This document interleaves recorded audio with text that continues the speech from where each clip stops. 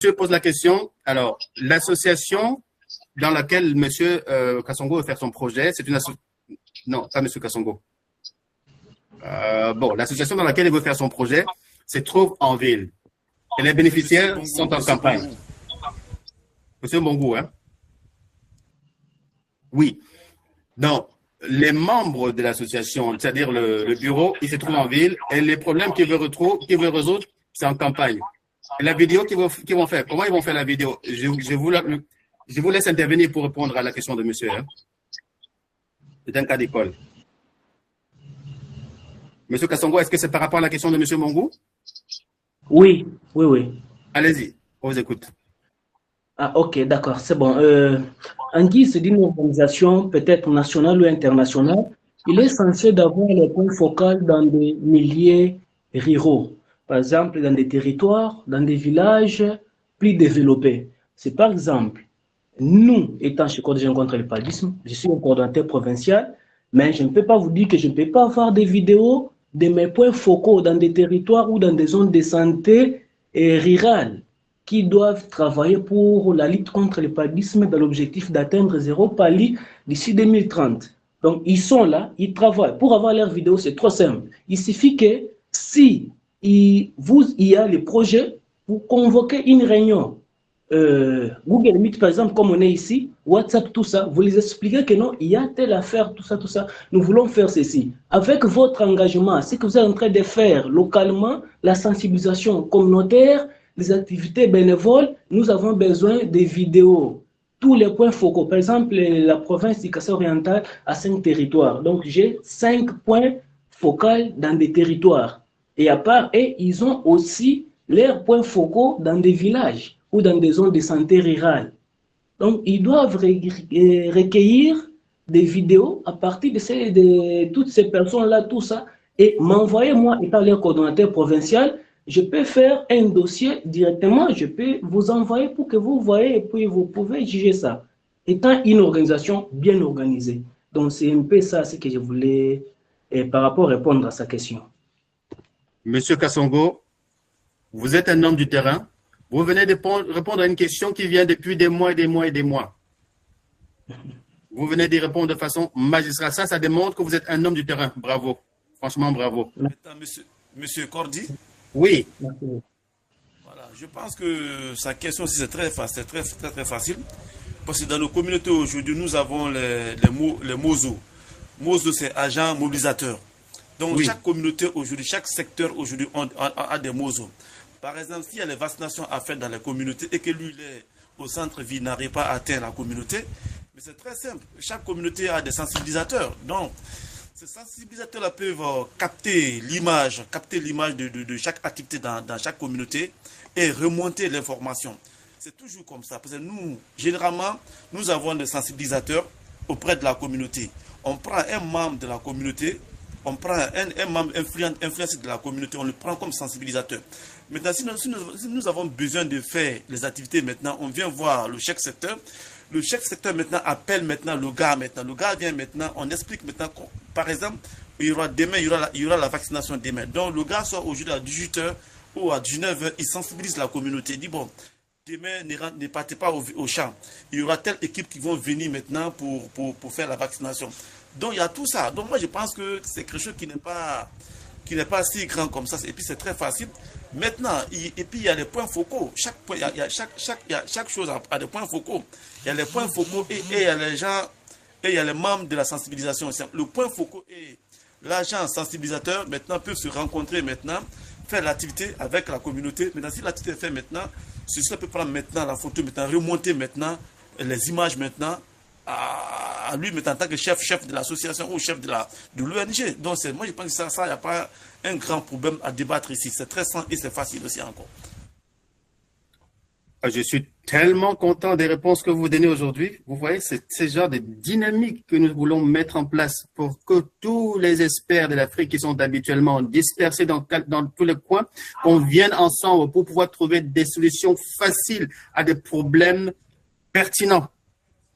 Cet espace a été créé exactement, l'espace volontaire de la Fondation Chantal Massembo a été créé pour mettre en place ce genre d'accélérateur pour que nos problèmes puissent être résolus rapidement. Mon nom est Kenneth Ala, je suis le coordinateur général de la Fondation Chantal Massembo. Après la réunion, je vais couper cet esprit que je vais poster pour démontrer que ceux qui se disent avoir des associations, des groupements nationaux et qui pendant des semaines nous ont bassinés, qui n'arrivent pas à trouver un moyen d'avoir des vidéos, c'est parce que nous, on n'est pas sur le terrain et qu'ils voulaient nous escroquer. Vous avez donné pourtant une réponse simple et ces associations, donc, qui se disent nationales, ils voulaient profiter du fait que nous ne sommes pas sur le terrain pour nous faire passer une vite.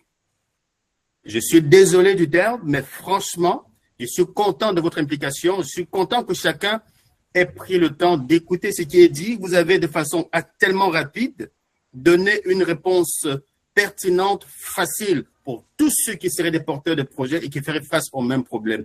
Beaucoup de gens ont des projets qui sont déjà prêts, mais parce qu'ils étaient bloqués par la mauvaise foi des personnes qui étaient ici, ils avaient en fait des solutions, mais n'arrêtaient pas de tourner autour du pot parce qu'ils ne voulaient pas faire montrer leur vrai visage. Aujourd'hui, nous sommes contents que vous ayez donné cette explication. Cela nous permettra d'avancer parce que beaucoup de gens, à partir de maintenant, vont comprendre que ceux qui ne veulent pas montrer des vidéos, c'est des escrocs. Voilà. Merci beaucoup pour vos réponses. Je pense que on va bientôt arrêter pour aujourd'hui. Si vous aviez encore, Monsieur Mbongo, vous avez posé la question, vous avez peut-être pas entendu la réponse, mais on la présentera en vidéo, on la présentera en rediffusion sur notre espace YouTube. L'Afrique a besoin de nous. L'humanitaire ne se fait pas avec du sensationnalisme. C'est notre passion pour sauver les gens qui nous amène ici. Ok? C'est notre passion, notre empathie qui nous amène à lancer des projets. Mais ce n'est pas l'empathie qui va faire que nos partenaires, la finance, c'est les chiffres et les mathématiques et la crédibilité des informations que vous allez rapporter pour justifier votre projet qui fera qu'il soit accepté. C'est pour cela que nous demandons des vidéos. Aujourd'hui, on parle de l'éthique et la déontologie. Et c'est grâce à l'éthique et à la déontologie que nous allons pouvoir monter et réussir ce projet de transformation de l'Afrique que nous attendons tant. Alors, on va donner la parole à Monsieur Siguré. Ce sera la dernière intervention avant que nous fermions pour la journée. Monsieur Siguré, bonjour, vous avez la parole.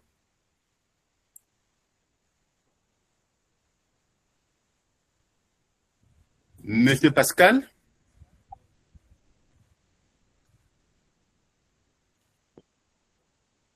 Monsieur Pascal, vous avez la main levée. OK, bon. Ok, ensuite, je vais dire à tout un chacun que les partenaires ont besoin de résultats recueillis sur le terrain. Parce qu'il ne s'agit pas de monter le projet, le soumettre.